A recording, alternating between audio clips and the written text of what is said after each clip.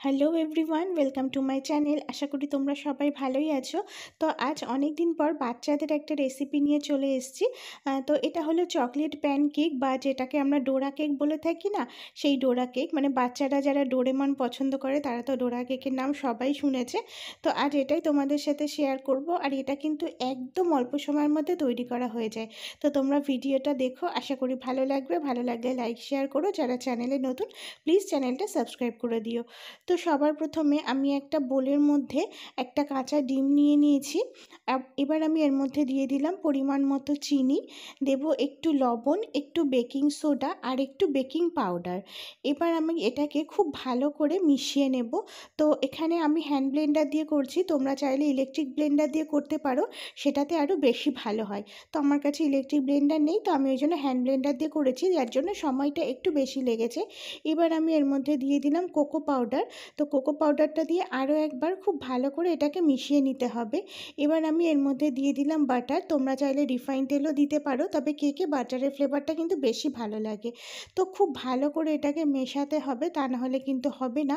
আর যেহেতু hand Blender, তো তার জন্য কিন্তু একটু সময় নিয়ে এটাকে ভালো করে মেশাতে হবে।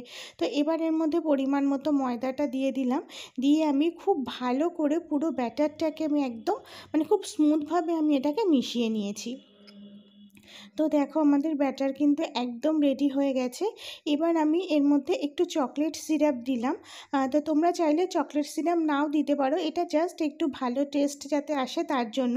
আর যেহেতু চকলেট সিরাপটা খুব মিষ্টি হয়, তো তোমরা কিন্তু চিনির পরিমাণটা সেই বুঝেই দিও। যদি চকলেট সিরাপ না দাও তাহলে চিনিটা পরিমাণ মতো দিও, আর যদি চকলেট সিরাপ দাও সেক্ষেত্রে কিন্তু চিনির পরিমাণটা একটু কম দেবে। তো দেখো আমাদের ব্যাটার কিন্তু একদম রেডি হয়ে গেছে। আর আমি একটু সময় নিয়ে ব্যাটারটাকে ভালো করে ব্লেন্ড করেছিলাম। আর এটা ঠিক এরকম ঠিক হবে, খুব বেশি পাতলা হবে না। তো এবার আমি একটা ননস্টিক তাওয়া নিয়েছি এবং তাওয়াটাকে খুব ভালো করে গরম করে নিলাম। তো এতে বাটার বা তেল গ্রিস করার কোনো দরকার নেই, এটা এমনি উঠে আসবে। তো এবার আমি এতে কিছুটা ব্যাটার নিয়ে ঠিক যেভাবে প্যানকেক করে সেইভাবেই দিলাম, তবে খুব বেশি স্প্রেড করবে না, এটাকে একটু ঠিক রাখবে। এবার আমি এটাকে ঢাকা দিয়ে 3 থেকে 4 মিনিট রেখে দেবো, আর একদম লো ফ্লেমে করতে হবে এটা। তো দেখো মোটামুটি 3 মিনিট পর ফিরে এসেছি। তো দেখো ওপর থেকে দেখে বোঝাই যাচ্ছে যে প্যানকেকটার ওপর এরকম ছোট ছোট পোর হয়েছে, এর থেকে বোঝা যাচ্ছে যে নিচের পাশটা কিন্তু খুব ভালো হয়েছে। আর ফ্যাটানোটা যত ভালো হবে না, তত কিন্তু এই পোরগুলো বেশি ভালো হবে, আর স্পঞ্জি ব্যাপারটা বেশি আসবে। তো এবার এটাকে খুব সাবধানে আমি উল্টে দিলাম, কারণ এই সময় যেহেতু খুব নরম থাকে একটু ভেঙে যেতে পারে।